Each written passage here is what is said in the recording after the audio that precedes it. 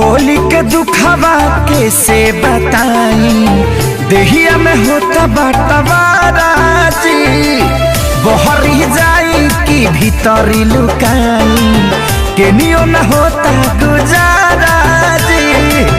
माई रे माई ना छोड़ सा दुनु भाई, चोली रंगा गइल पानी में, हमर सैया जी डालस पलानी में, छोटका देवर हो छोटका देवर डालानी में, हमर सैया जी डालस पलानी में, छोटका देवर डालानी में।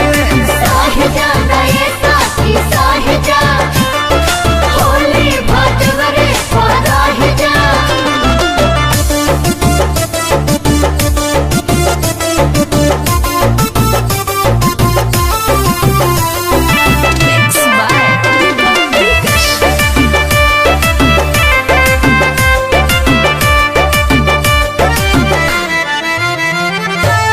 दहिया मर गईनी रंगवा से भर गईनी, डबल मरद के फेरा में पड़ गईनी।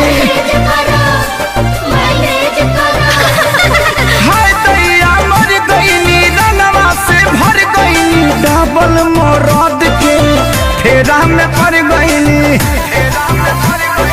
हाथ गईल साया भरे न पाया, दाग लगा देले बड़े साजवानी में, हमर सैया जी डालस पलानी में, छोटका देवर छोटका देवर डालानी में, हमर सैया जी डालस पलानी में, छोटका देवर डालानी में।